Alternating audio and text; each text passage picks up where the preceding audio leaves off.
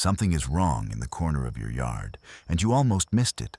Not wrong in an obvious way. Not a sound, not a movement, not anything you could point to. Just a feeling. The kind that makes you stop mid-step on the way to the garden and look again at a patch of grass you have walked past 100 times. And when you look closer, you see it. A small depression in the lawn, covered with a thin mat of dried grass, and underneath it, 4 small shapes. Impossibly small, pressed together and perfectly still. You look up. You look around the yard. You look at the hedge, at the fence line, at the space beneath the deck. No mother. You come back in an hour. She's still not there. You come back at dusk. Still nothing. You watch from the kitchen window until the yard goes fully dark. She never comes. That is where this story begins. And by the time we are done, you will never look at a quiet corner of your yard the same way again. Welcome to the Rabbit Nest. Be sure to subscribe before the end so you can stay up to date on the latest stories. Today we are going into the nest, into the cold, into the long waiting dark, and into the question that nobody who finds one of these ever fully stops asking. Did she leave them, or is she still out there right now, just beyond where you can see? Stay until the end, because the answer is not the one most people expect. Most people think of a rabbit's nest as something simple, a hole in the ground, a hiding place, an animal going to sleep. It is none of those things. The eastern cottontail, which is the rabbit most North Americans encounter in their backyards, does not actually live in a burrow the way groundhogs do. She does not have a permanent underground home she returns to each evening. What she has instead is a nest site. A shallow depression, maybe 3 to 5 inches deep, dug into soft soil or dense grass, lined with dry plant material, and then, critically, lined again with fur she has pulled from her own chest and belly. That fur lining is what you need to understand. It is not accidental. It is not incidental. It is some of the finest natural insulation in the animal kingdom, capable of holding body heat for hours after the animal that produced it has left. A nest lined with rabbit fur maintains its temperature against outside cold with extraordinary efficiency. The mother builds this not just as shelter, but as a life support system she can leave behind. Because that is exactly what she does. A cottontail doe does not stay with her kits the way we imagine. She visits the nest to nurse, usually twice in a 24-hour period, once just after full dark and once just before dawn. Windows of time that last perhaps 5 to 10 minutes each. Then she leaves. This is not neglect. This is survival strategy. A rabbit sitting on a nest is a rabbit broadcasting the location of that nest to every predator in the area. Her scent, her movement, her warmth, all of it creates a signal. By staying away, by reducing her time at the nest to the absolute minimum required to keep the kits alive, she is protecting them with her absence. The nest that looks abandoned is often the nest that is safest. When you stand at the edge of your yard and look at a small depression in the grass with no mother in sight, you are almost certainly not looking at an abandoned nest. You are looking at a nest that is working exactly as designed. Almost certainly. But not always. Here is where the story changes. A healthy nest, a nest with a living mother in the area, has a rhythm. It is invisible to you, but it is there. The kits huddle and sleep through the day, their body temperatures barely above the nest itself, their systems in a kind of quiet suspension. Then something shifts near midnight. The doe returns. She stands over the nest for a few minutes, the kits nurse with a frantic urgency. and then she is gone again. It happens so quickly and so silently that even someone sitting a few feet away in the dark would likely miss it. When that rhythm breaks, the nest starts to fail. Not immediately, not all at once. The fur lining holds warmth for the first night. The kits sleep. They do not understand yet that something has changed. They are too young to understand anything at all. Their eyes will not open for another week. Their ears are still folded flat against their heads. They exist entirely in a world of warmth and darkness and occasional milk. And right now, 2 of those 3 things are still present. By the second night, the nest has cooled. The kits begin to move, not with purpose, not with any awareness of what they are searching for, but with the instinct to press toward warmth, toward contact, toward something that is no longer there. If the night is cold enough, which in early spring it often is, the smallest kit will be in trouble by morning. Not dead, not yet, but failing. By the 3rd day, the nest that looked fine from the outside begins to show signs. The grass mat that covered it has shifted. The kits are restless during daylight hours, which is itself wrong. Healthy kits sleep through the day. A kit that is moving, that is making noise, that is visible at the edge of the nest in afternoon light, is a kit in distress. And something else has noticed. Across the fence, in the oak tree at the edge of the yard, a crow has been watching. Crows do not hunt rabbits the way hawks do, but they are opportunists of extraordinary intelligence. They notice changes in pattern. They notice things that are wrong. The crow has been watching that corner of the lawn since yesterday morning, and it has not seen the usual quiet stillness it associates with a healthy nest. It has seen movement, and it has called. 2 houses down, a red-tailed hawk that spent the morning hunting the open field is now drifting over the neighborhood on a slow thermal. It is not looking for anything specific. It is simply looking at everything, the way hawks do, cataloging, assessing, waiting for the landscape to offer something. The yard with the nest is now a yard that has been noticed.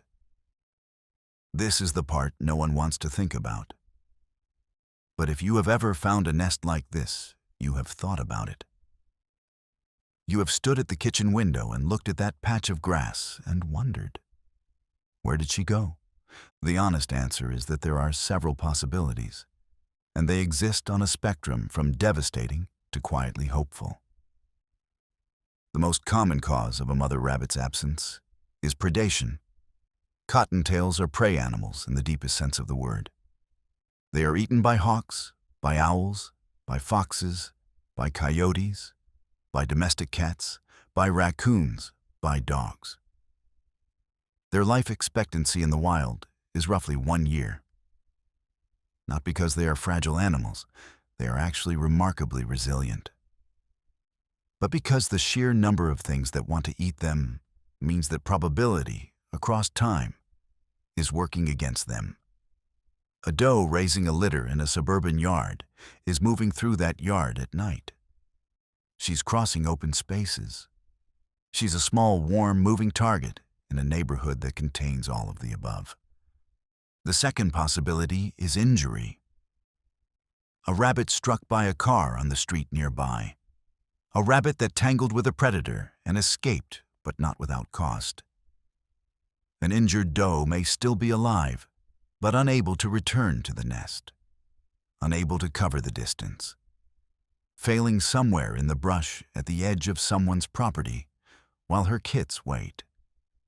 The third possibility, and this is the one that keeps some people up at night, is displacement.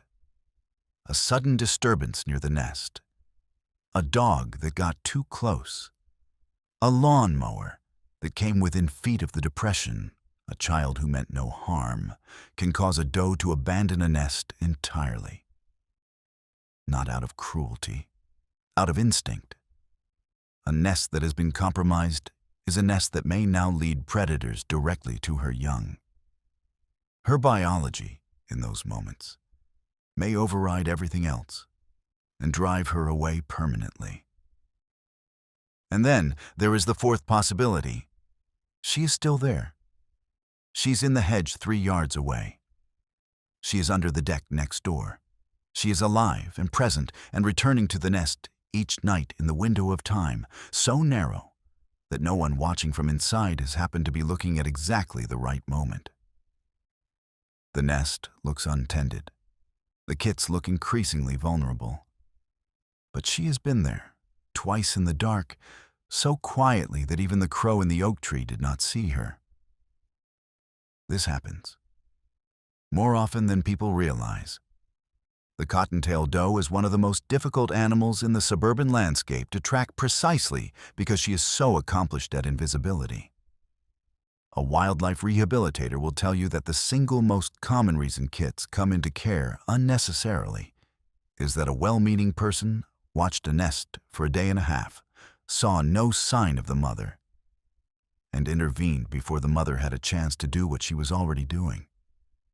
The question of whether to help is one of the hardest things about finding a nest like this. Here is what the kits have going for them, and it is more than you might think. Cottontail kits are altricial, which means they are born in an undeveloped state, blind and nearly hairless, entirely dependent on external warmth. But they are not as fragile as they look. Their bodies are built with a capacity to withstand periods of cold and hunger that would be lethal to many other newborn mammals of similar size. During the hours the mother is absent, which is most hours of every day, the kits huddle together in a tight pile. This is not accidental behavior. They are thermo-regulating collectively. 4 kits pressed together in a fur-lined nest retain heat with an efficiency that approaches the warmth of a single larger animal. The nest itself, that shallow depression packed with plant matter and chest fur, creates a microclimate several degrees warmer than the surrounding air. Rabbit milk is among the richest and most calorie-dense of any mammal.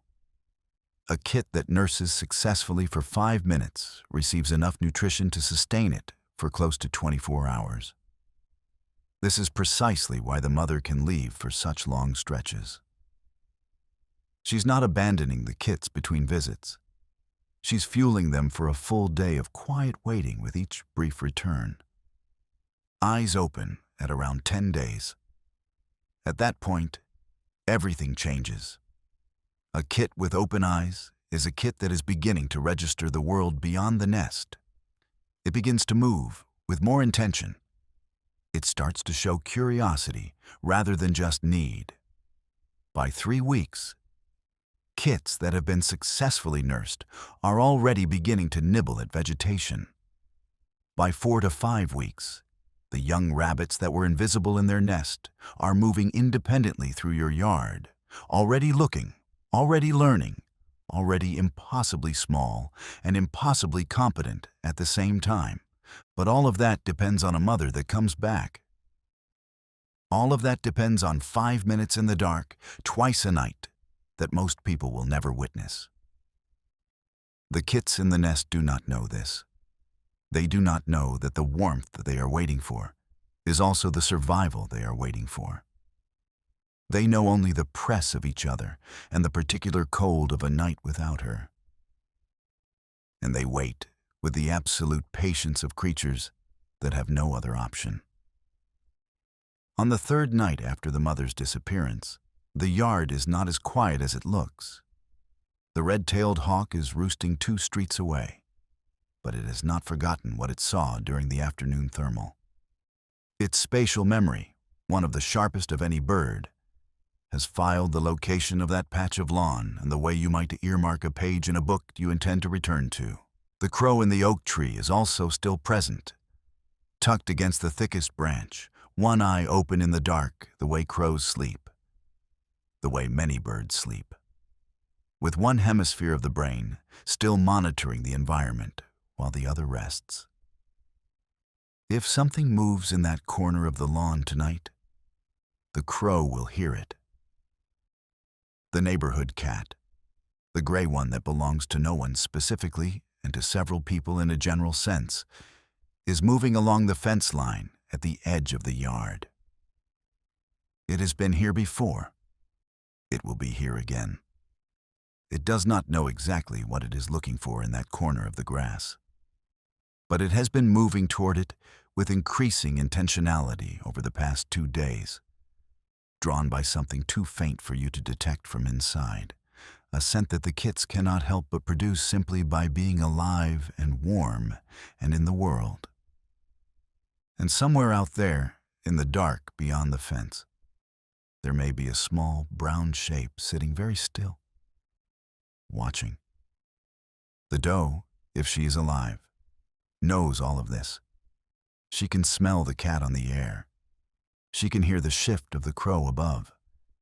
She is making a calculation that is not rational in the way we use that word, but is biological, bred into her across uncountable generations of rabbits who faced exactly this same set of conditions. The calculation is this: can she reach the nest without being seen? Can she be there and be gone in the space of a few minutes? Can the kits afford to wait one more night? She moves or she does not. We cannot see her from here. We cannot know what she decides. But this is what she is built for. And this particular darkness, this exact convergence of predators and cold and waiting and need, is not an emergency in the way we experience emergencies. This is simply the night that rabbits have always lived inside. There is a reason this particular story lands differently than most wildlife stories. It is not the predators. It is not the biology. It is the waiting. Most of us have waited for something that did not come back on the schedule we expected. Most of us know the specific quality of that silence. The nest, with its 4 small bodies pressed together in the dark, waiting for something they cannot name or see or understand, only feel as absence, touches something in us that is not about rabbits at all. But here is what I want you to carry with you from this. The yard you walk through every morning is full of this. Not just this story, not just this nest, but this entire category of invisible life. The things happening at the edges of your vision, under the leaves, in the hollow of the old fence post, in the shadow beneath the deck. The negotiations between predator and prey, between cold and warmth, between presence and absence, they are happening constantly. The brush pile you have been meaning to clear out is a city. The dead branch you almost cut last fall is a home. The patch of lawn you have not mowed yet this spring is, right now, possibly the difference between 4 small lives and 4 small deaths. A cottontail will choose a nest site near cover, near something she can reach quickly. A yard with dense shrubs, with unmowed edges, with leaf litter left along the garden bed, is a yard she will choose over the open manicured one next door. Not because she knows you, not because she trusts you, not the way the cardinal at the feeder begins to trust you after months of consistency, but because your yard reads to her as safer, and safer in the mathematics of rabbit survival is everything. The nest in the grass is not an intrusion into your yard. It is a referendum on it. It means she looked at everything available to her, and she chose this corner of this lawn. And she believed, for whatever reason, that her kits had a chance here. Whether they do depends on things outside your control, but it also depends on what you do next. I want to end with something I cannot give you a scientific answer to. People who watch a nest like this, who follow it over days, who check it quietly each morning before the rest of the house is awake, who press their ear to the cold air and listen for something they cannot name. these people often describe the same feeling. It is not quite hope. It is not quite dread. It is the feeling of being a witness to something that has nothing to do with you and everything to do with you at the same time. The mother rabbit, wherever she is not thinking about you. She is not asking for your help or your understanding or your presence. She is doing the thing she was built to do, or she has been stopped from doing it in the way that rabbits are stopped, swiftly and without ceremony. And the kits in the nest do not know which of those is true. Neither do you. And there is something in that uncertainty, that specific weight of not knowing, that I think a lot of people who watch their yards carefully have felt before in other contexts. The thing you are waiting for. The return you are not sure is coming. The absence that might be permanent or might resolve itself in the dark while you are not watching. Quietly and completely. The way the doe returns to the nest in the moments before first light. Leaves before you wake. And gives you no proof she was ever there at all. Except that the kits are still warm. Except that they are still alive. Which is the only proof that has ever mattered. Tell me in the comments, have you ever found a nest in your yard? What happened? Did the mother come back? I want to hear every version of this story because every one of them matters, and this community holds all of them. If this reached you in a way you did not expect, share it with someone. Sometimes the right story finds you at exactly the right time. I will see you in the next one.